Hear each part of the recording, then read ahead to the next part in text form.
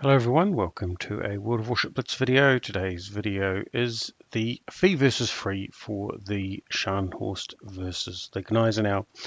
So we'll start with Gneisenau and we'll do a quick comparison to basically see what the difference of the ships are, and then we'll look at performance stats to say which is better for you, free or fee.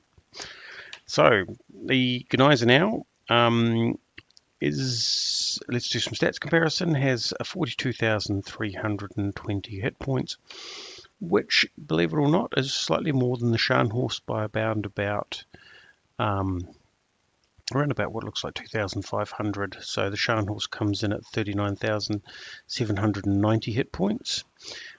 That's with the no historical camo. I do have historical camo for the Scharnhorst and not for the Gneisenau, which has to make do with whatever camo I have lying around. Citadel protection, the Gneisenau actually is better off as well. At 17.5% citadel protection versus 16.5 with the Scharnhorst. The Gneisenau and the Scharnhorst share basically the same. The rest of the stats being basically the same, apart from damage reduction, where the Scharnhorst has an extra 0.75% for 15.75%, but that is entirely due to the fact that there wasn't a better option for the elite skill, so we went with armored belt.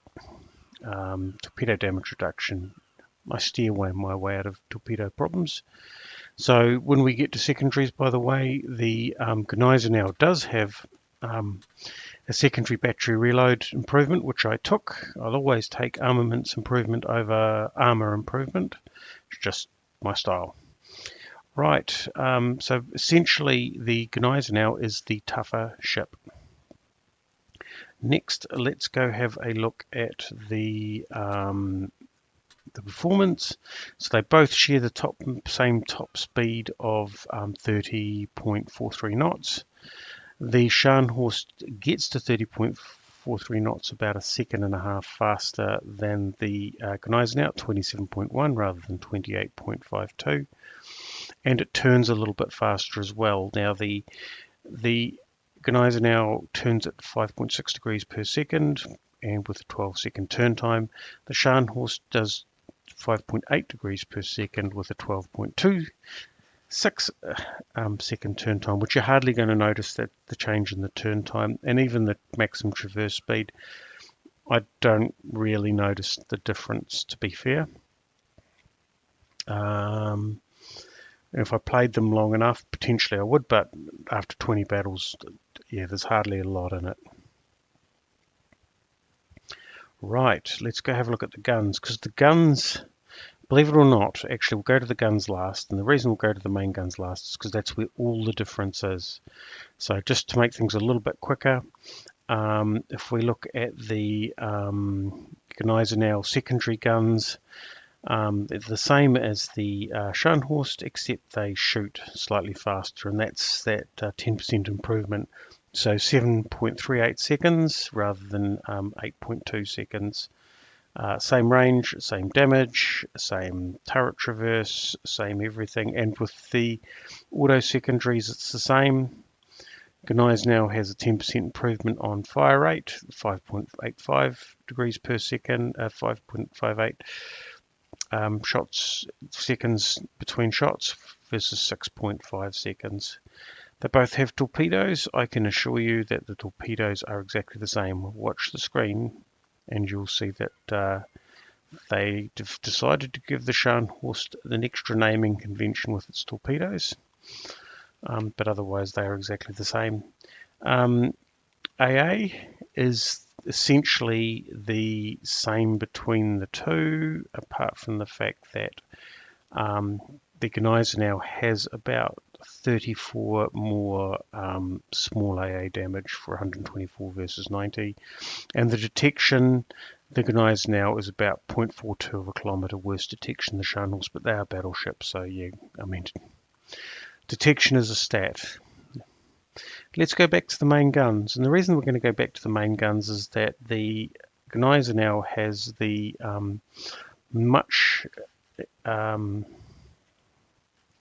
has 6 of the much larger 15-inch guns. So those turrets are the same turrets as on the Bismarck or the Tirpitz. These fire every 18 seconds, and they have a range of 13.29 kilometers. They do 950 HE damage with a 9% fire chance, which isn't great, but 1725 AP damage, which is phenomenal. 5 degree per second traverse. There's 6 of them. Now, the Scharnhorst fires every 16.5 seconds for a range of 12.26 kilometers. So these are much weaker guns, but there's more of them. There's 9, so 6 at the front, 3 in the rear. HE damage is 690, so basically 700 with an 8% fire chance, so much reduced compared with the Gneisenau. The AP damage is much less as well, 1173 versus 1725 for the Gneisenau. The turret traverse is slightly faster because of the smaller guns, and that's 6 degrees per second rather than 5 degrees per second. Which means that your guns will hold steady in a maximal turn, so you won't outturn your turrets, but yeah, with the Gneisenau you can. Looking at those rates now, if we assume a single salvo, now the Scharnhorst will fire more salvos in a game, but not by much, 1.5 seconds, so every 18 divided by 3 is 6. So every 12 salvos, the Scharnhorst of the Gneisenau, the Scharnhorst will get 13 or something like that. So it's a minimal increase in firing rate, but if we look at actually what's sent down range, the Gneisenau fires AP at 725 per shot. Across 6 guns, that's 10,350 damage sent down range. 1173 damage across 9 guns equates to 10,557 damage sent down range. So they both send the same amount of damage down range. The benefit of the Gneisenau is that it sends more penetration power down range. The benefit of the Scharnhorst is that it sends more shells down range because the dispersion on both of these ships is shocking.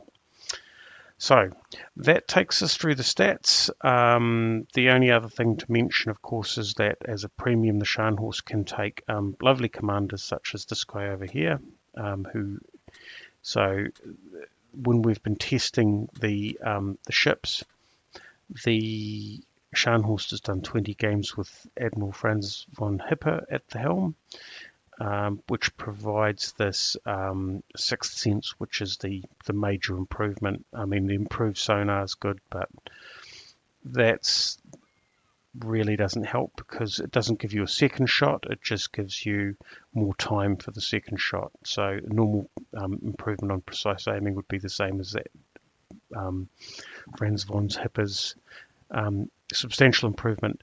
This commander has pretty much just all the basics, obviously. So yeah, a lot of heal stuff. I haven't really taken improved. I haven't taken the marksman skill, because if I time it right, I can get the second shot out just before as that last second closes. Right, so that is the first part of the video where we will go through the stats. Next I'll talk about battle performance. So let's move on to the stats. So I have played 20 battles in each ship, so I have a much longer history with the Gneisenau, including a major learning experience. So just to give you the idea about where it stands, lifetime stats for that are win rate 54%.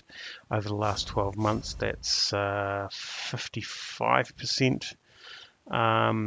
The lifetime MVP rate for the ship is 4%, which over the last 12 months lifted to about 6%. But with the 20 battles, I decided to actually take all the lessons I learned with the Scharnhorst, play properly, not I do have a tendency to overextend and be a bit careless in battleships, but focusing to play them very similarly has led to some dramatic changes in some of these scores. So the Gneisenau MVP over 20 battles was win rate over 20 battles was 65%. The destruction ratio lifted from 0.82 lifetime to 2.56, so 2.56 enemies killed for every time taken down. Enemies destroyed, average enemies destroyed per battle is 1.15, up from 0.55. So that's over doubling the number of enemies destroyed on average in a battle. Damage went from 30,135 average to 39,700, so almost 10,000 point increase in the amount of damage, and the MVP rate lifted from 4% to 25%, which is a pretty good result. The Scharnhorst, comparing it with the Gneisenau, is over 20 battles had a win rate of 75%. Which is a bit of an improvement, but still within the margin of error. Over 40 battles, maybe it would even out. The destruction ratio also was similar, 2.22 rather than 2.56. Again, at 40, would it even out? Enemies destroyed is 1 per battle rather than 1.15. Anything above 1 or above I feel is pretty good. You're pulling your weight. That is but again, that's within margin of error, I suppose, for the Gneisenau, which so it's 0.15 between them.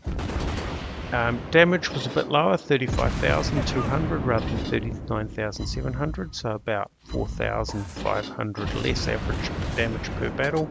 I suspect that with the Gneisenau, when it got close to some of those heavy battleships like the Colorados just punched through, that's probably the difference. Then again, maybe it's margin of error stuff, but that doesn't feel so margin of error.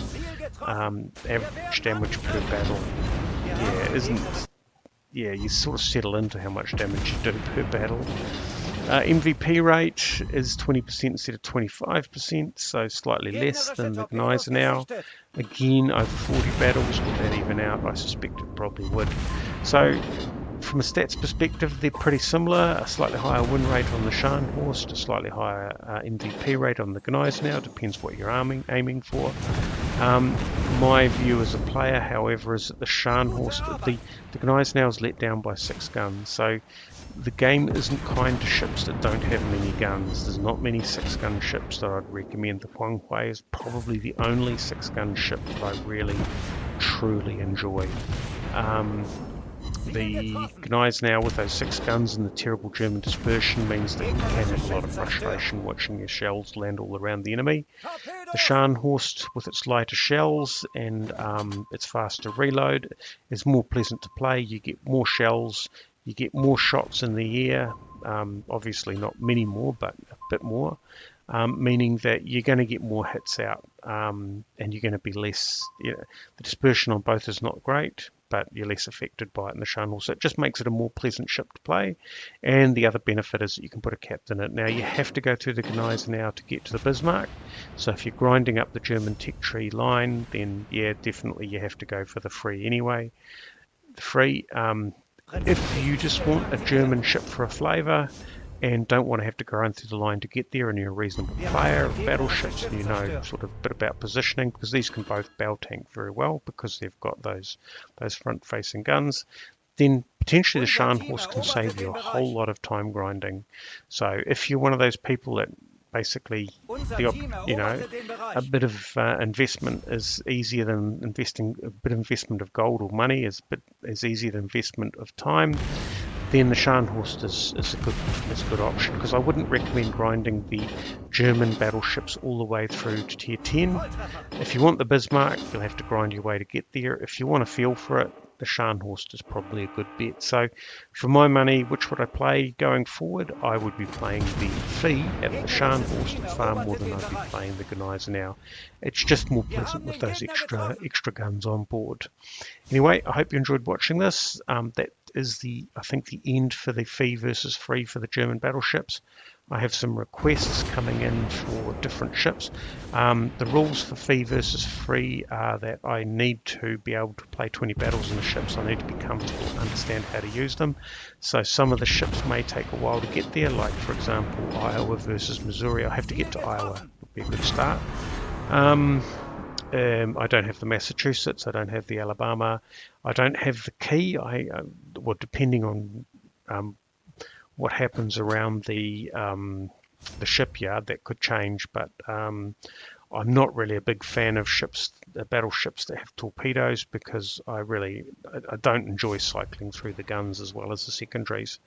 So I'll do what I can as far as fee versus free is concerned, but yeah, do have some patience, because some of the requests may take some time to get to. Anyway, the other thing is that if you like the channel, do click like on the video and subscribe, because that basically helps me get more views, which is obviously helps me sustain the channel. Or yeah, I enjoy doing it, but also it's important to me to feel like I'm getting results. So yeah, thanks for watching, and we'll catch you next time.